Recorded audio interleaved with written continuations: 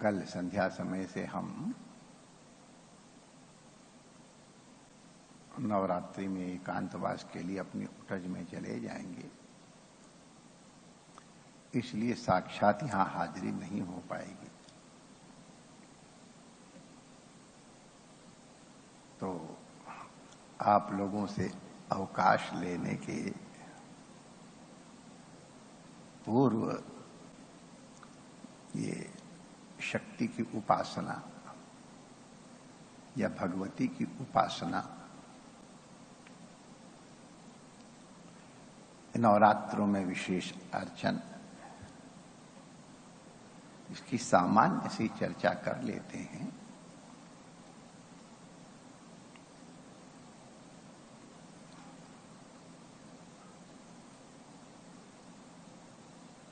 उपनिषद में एक कथा आई है, केन उपनिषद में।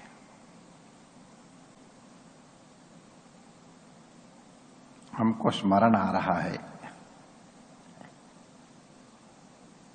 मिड 70s की बात है या अर्ली 70s की बात है।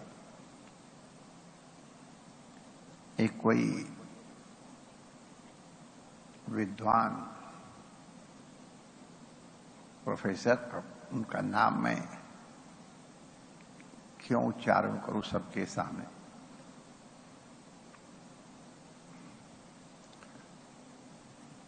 उनको ये कष्ट था कि उनकी लिखी हुई पुस्तकें विदेश में बिकती, लोगों ने विदेशों में उनका सम्मान किया है, भारत में उनकी पुस्तकों का सम्मान नहीं है, और उसका तात्पर्य हमारा भी बहुत सम्मान नहीं है। और फिर ये भूमिका बना करके उन्होंने ये निश्चय करना चाहा कि भगवान भारतीय परंपरा में ईश्वर या परमात्मा नाम की मान्यता मौलिक माने प्रारंभ से नहीं है। हम भारतीय बहुदेववाद के उपासक थे, बहुदेववाद को स्वीकार करते थे। ईश्वर है ऐसा कहीं प्रमाण नहीं मिलता है। अब जितने लोग वहां बैठे थे, और उन्होंने उदाहरण भी दिया, और ठीक दिया उदाहरण कि देखो सांख्य में ईश्वर नहीं है, सांख्य में तो पुरुष बहुत है। न्याय दर्शन में भी षोडश पदार्थों का ज्ञान ही मुख्य है। प्राचीन न्याय की बात कर रहा हूं, नव्य न्याय नहीं। मीमांसा दर्शन तो देवताओं का ही वर्णन है। इस प्रकार से सभी दर्शनों का उन्होंने नामग्रहण उल्लेख किया, और ये सिद्ध करना चाहते थे कि भारत में ईश्वर या एक परमात्मा की उपासना प्राचीन नहीं है। अब हम उस समय एक सामान्य से विद्यार्थी थे, किसी संतों के आदेश से वहां गए थे, लेकिन अब वही लक्ष्मण वाली दुर्दशा हमारी हो रही थी। कहीं न सकत रघुवीर डर, लगे बचन जीव बाण, कि सब यहां प्रोफेसर बैठे, सब हमसे सीनियर ही तो थे वहां, शायद हम मोस्ट जूनियर जो थोड़े से लोग थे उसमें थे। खास सेमिनार था, प्रोफेसर थे, रिसर्च स्कॉलर्स थे, रीडर्स थे, लेक्चरर्स थे, थोड़े से स्टूडेंट्स भी थे, और उसमें भी हम जूनियर स्टूडेंट हैं। तो हमारे बगल में एक प्रोफेसर बैठे थे, टीचर मैंने लेक्चरर थे। मैंने कहा ऐसी बात तो नहीं, हमारे यहां प्रमाण है। तो कहता आप बोलिए। तो मैंने कहा बोलू, कोई बुरी बात तो नहीं है। तो उस समय जो आगे हेड ऑफ डिपार्टमेंट थे प्रोफेसर देवराज, उनके वो मित्र थे, होते ही आपस में विद्वान, और भी देवराज जी भी वैसे विद्वान तो थे। तो मैंने कहा अगर आप अनुमति दें तो मैं आपकी सेवा में और उपनिषद की एक आख्यायिका प्रस्तुत करूं। हाँ वेलकम वेलकम, जरूर। तो मैंने कहा बहुत लोग उपनिषदों को परवर्ती वेद मानते हैं, कई लोग तो नहीं मानते हैं, संहिता भाग को स्वीकार करते हैं। लेकिन जिस उपनिषद की मैं चर्चा कर रहा हूं, केन उपनिषद की, वो मूल वेद में है और उसकी मैं एक आख्यायिका आपको सुनाता हूं। और वो कथा आप लोग सुन चुके हैं पहले संभवतः, फिर सुन लेंगे। देवासुर संग्राम हो चुका था और देवता विजयी हुए थे भगवत कृपा से। अब विजयी लोगों में हर आदमी जब विजीत किया था तो कहता बस मैं ही था सबसे आगे विजय में, मैंने ही सबसे ज्यादा किया। तो इस तरह से सब अपनी अपनी ढींग हाँक रहे थे इंद्र के दरबार में। तो परमात्मा को लगा देखो ये मूर्ख लोग अभिमान में आ रहे हैं, अभी कल तक तो कंदराओं में गिरी की और कहां कहां भटक रहे थे और आज हाँक रहे इस तरह से। तो उनको अनुग्रह सूझा और वो अनुग्रह की मूर्ति भगवान के बाद अगर कोई है तो माता है, प्रत्यक्ष। गुरु में माता में कोई अंतर नहीं, जैसे मां सृजन करती वैसे गुरु भी सृजन करता है, इसलिए वो भी ठीक है, माता है। तो माता की महिमा की दृष्टि से बता रहे हैं। तो उस दरबार के बाहर एक यक्ष प्रकट हुआ, एक दिव्य शरीर प्रकट हुआ। तो इंद्र ने अग्नि से कहा जाओ जरा परिचय लेके आओ। तो अग्नि अकड़ते हुए गए कि हम सबसे बड़े देवता तो हम ही हैं, हमको कहा गया है। तो जरा अकड़ते हुए गए और सोचा ये आदमी जानता है कि वैश्वानर आ गए हैं, मेरे को दंडवत करेगा, उस उम्मीद में थे। अहंकार आदमी समझता है कि सब लोग मुझे जानते हैं, सब मुझे दंडवत करें। अगर नहीं दंडवत की जाती तो उसको थोड़ा खराब तो लगता ही है। कभी धीरे से खराब लगता, कभी कभी तो जोर से भी खराब लगता है। तो वो खाई दंडवत करता खड़ा। तब अग्नि को ही कहना पड़ा, आए थे अपने आप से, आप कौन हैं? तो उस यक्ष ने कहा आप पहले अपना परिचय दीजिए, ये शिष्टाचार है, पहले अपना परिचय दिया जाता है और फिर परिचय पूछा जाता है। तो अग्नि को और लगा आप मुझे नहीं जानते? अरे मैं अग्नि हूं, वैश्वानर, सारे देवता मेरे द्वारा ही पोषण पाते हैं, सब कुछ भस्म कर सकता हूं। ओह अच्छा, आपकी इतनी सामर्थ्य है। एक उनके सामने तिनका धर दिया, लो इसको जला के दिखाओ जरा, हम देखे आपका परिचय। अब किसी बहुत बड़े पहलवान के साथ एक पिद्दी बच्चा खड़ा कर दो, जरा इसको हरा दो तो उसको क्या दशा होगी। उसने कहा मैं संसार भस्म का सर्व कर, आप एक तिनका जला दीजिए, हम अभी देख लेते हैं, हमारा परिचय हो जाएगा। उपनिषद की कथा है, अग्नि ने सारा जोर लगाया, तिनका जले तो क्या उसका रंग भी नहीं बदला। अग्नि बेचारे हतोत्साह हो गए, मैं इतनी ढींग हाँक रहा था, मैं संसार में सब कुछ भस्म कर सकता हूं क्षण भर में, और तिनका नहीं भस्म कर पाया। तो अगर आप लोगों ने कभी हारा हुआ जुआरी देखा है हर वक्त जुआरी देखने की जरूरत नहीं, उसकी चप्पलें ही बता देंगी कि क्या करके आया है। जब खट खट उसकी चप्पलें जूते हों तो समझ लें कि आज मामला ठीक है, और जब चप्पलें घिसटे हैं तो समझ लेना सब जय श्री कृष्ण करके आया है। ज्यादातर वही होता है। तो अग्नि इसी तरह से आए तो किसी को पूछना नहीं पड़ा कि क्या रिजल्ट हुआ, बैठ कैसे झुका के। वायु का नंबर आया, वायु ने भी इसी तरह से यहां का संसार में प्रभंजन हूं, जो चाहो तो उड़ा के फेंक दूंगा। अच्छा, ये तिनका रखा हुआ है, इसको उड़ा दो, फिर वही बात और वही रिजल्ट। तो तिनका ने करवट तक नहीं बदली, अब वो भी जाने। इसी तरह क्रमशः देवता आए, तब अंत में इंद्र आए। इंद्र को देखते ही वो यक्ष अंतर्धान हो गया। इंद्र की तो सबसे ज्यादा भद हुई, औरों से तो कम से कम उसने कुछ बातचीत की, और इससे तो बातचीत नहीं की, एकदम अदृष्ट। इंद्र का अभिमान सबसे अधिक गलित हो गया।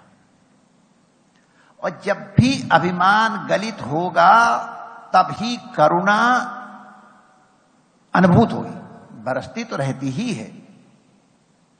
अभिमान के कारण, अहंकार के कारण हम बरसती हुई करुणा कृपा को अनुभव नहीं कर पाते हैं। तो एकदम विगलित हो गया वो। तब वहां उपनिषद में आया कि हैमवती उमा प्रकट हुई। उमा माने उमा आ, और आ उमा माने ब्रह्म विद्या प्रकट हुई। इंद्र ने प्रश्न किया, प्रश्नोत्तर बड़े अच्छे हैं, लेकिन संक्षेप में माता ने यह उत्तर दिया कि वत्स, अग्नि में जो जलाने की सामर्थ्य है, वायु में जो उड़ाने की सामर्थ्य है, जल में जो प्लावन, जिसमें जो भी सामर्थ्य है उस परमात्मा की है। आप इसको अपनी सामर्थ्य मत मान लियो। आप लोगों ने अपनी सामर्थ्य मानी थी, इसलिए उनका अनुग्रह हुआ है।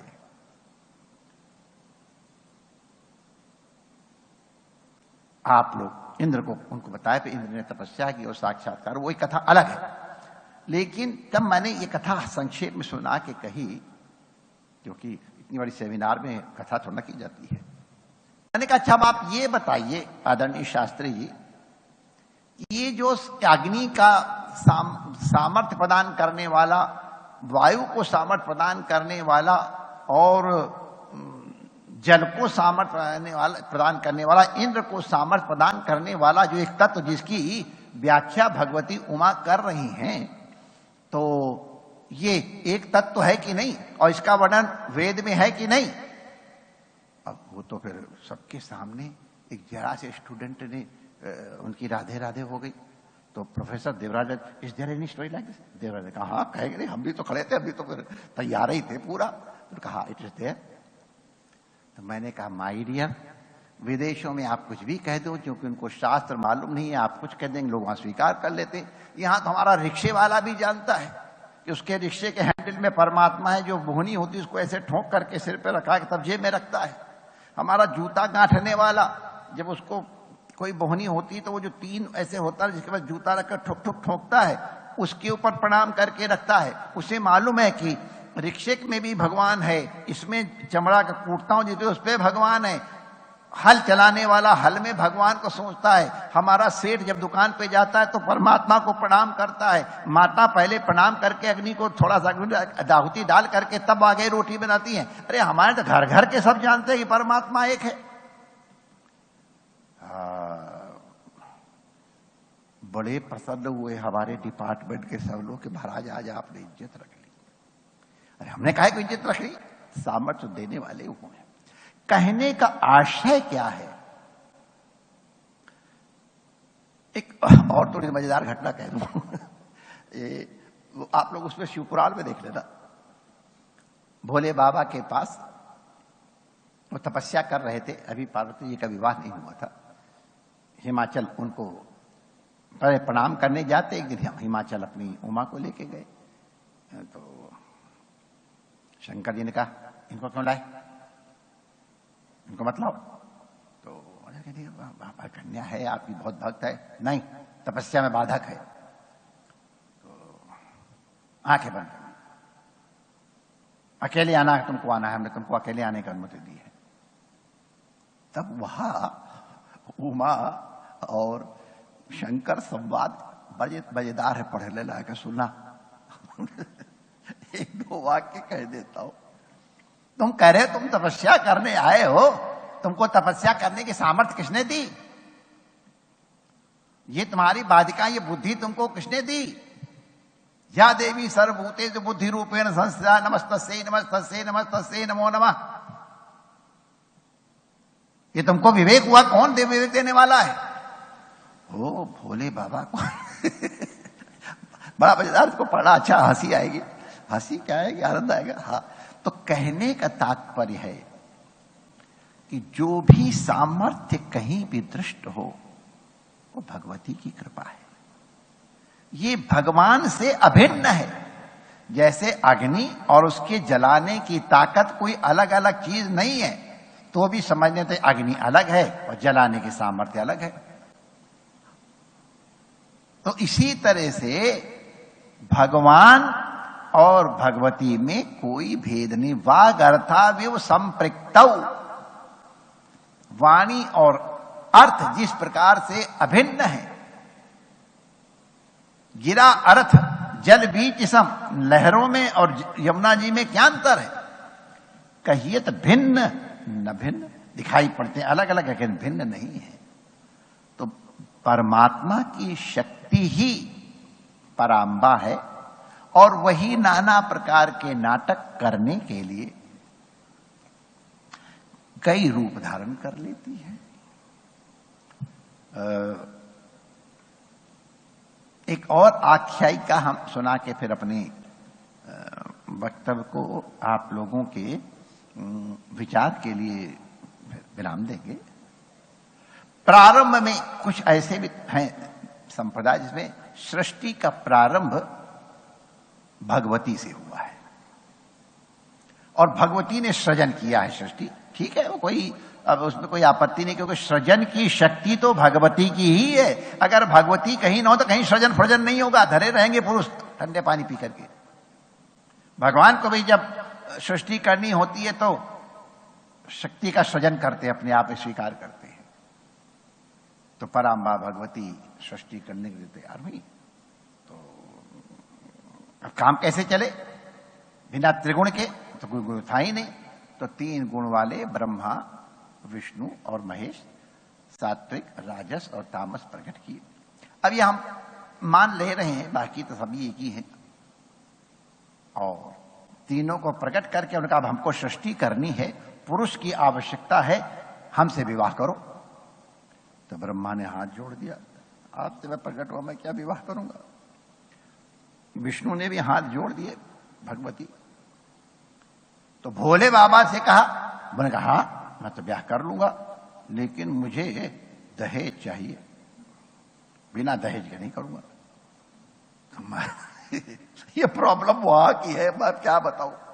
तो भोले बाबा ने कहा मुझे दहेज दो। परांबा ने कहा क्या दहेज दूं? तो देखो आप लोग इसको गौर करो, दहेज वहेज क्या, ये अपना तीसरा नेत्र मुझे दे दो।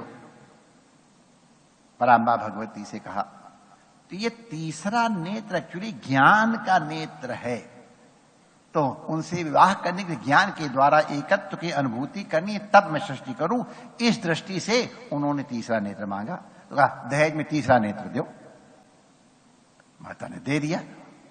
अब जब तीनों नेत्र मिल गया, विवाह तय हो गया, अब माता का रूप अब उस दृष्टि से देखने लगे जैसे कितनी स्त्रियां हों, लेकिन जब पता चले इससे तुम्हारा ब्याह होने वाला है, अच्छा, तो फिर ऐसे देखते, फिर ऐसे देखते, धीरे धीरे बड़े नहीं, वो देखने की दृष्टि अलग होती है। अब तो आप लोग अनुभवी हो, अपने तो सुनी सुनाई बात बता रहे हैं, तो किस तरह से देखते आपको मालूम है।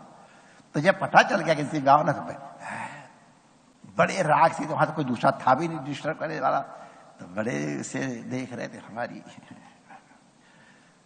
अब माता जी का सौंदर्य तो अप्रतिम सौंदर्य है, त्रिपुर सुंदरी है, जहां भी सौंदर्य सब उनका अनुग्रह है।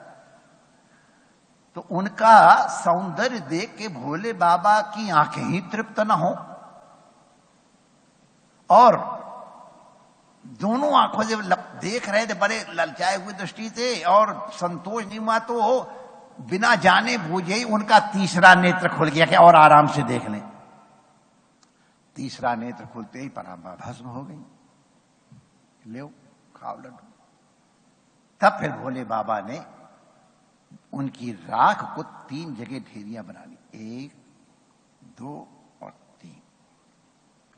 3 ढेरियां बना दी और बाकी जो हाथ में लगा रहा है इसको ऐसे करके फूंक दिया। तो उससे महाकाली, महालक्ष्मी और महासरस्वती, ये 3 आदि रूप भगवती के प्रकट हुए।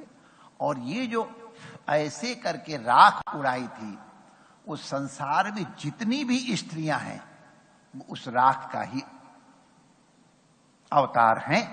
और इसीलिए हम ऐसे नहीं हाँक रहे हैं, स्त्रिया समस्ता सकला जगत्सु तो यही कया पूरित मम्ब एतत्, प्रमाण है। और इसीलिए हम लोगों को सावधान होकर व्यवहार करना चाहिए। सब ठीक संसार में, लेकिन ये ध्यान रखो हर स्त्री परांबा की रूप है। स्त्रिया समस्ता, अब उनकी हम और व्याख्या नहीं कर रहे हैं, समस्ता चाहे कैसी भी है परांबा की रूप है। और जो इस तरह से परांबा का भजन करते हैं, भगवती महामाया है, वही जब अनावरण कर देती है तो अपने इष्ट का दर्शन होता है, परमात्मा साक्षात्कार होता है और परमानंद की अनुभूति होती है। इसलिए शक्ति उपासना हमारे यहां अनादिकाल से है। तंत्र मार्ग से भी है, वैदिक मार्ग से भी है। हमारे भगवान रघुनाथ ने भी जब रावण का कल्याण करना था तो उन्होंने भी भगवती की उपासना की थी। हमारे लाला कन्हैया ने भी की है। तो इसलिए ये नवरात्र में अपने इष्ट देव की ही उपासना मान करके और भगवतियों की उपासना की जाती है। बड़ी परंपरा है, करना चाहिए। और जो लोग केवल अपने इष्ट देव का ही करना चाहते हैं वो भी विशेष रूप से करें। इन दिनों में अपने इष्ट देव के लिए भी किया हुआ साधन बहुत महिमावंत हो जाता है। कुछ लोग जैसे गोपाल सहस्र नाम का अनुष्ठान करते हैं, कुछ रामायण का करते हैं, कुछ जिसको दुर्गा सबसे जो जिसको होए, गणेश जी का भी करते हैं। सबके इष्ट देव के उपासना में परांबा भगवती का अनुग्रह प्राप्त होता है। जितना भी संयम स्वाभाविक रूप से बन सके उतने संयम पूर्वक अधिक से अधिक समय अपने समस्त क्रियाकलाप करते हुए उस परमात्मा की उपासना का आनंद लें।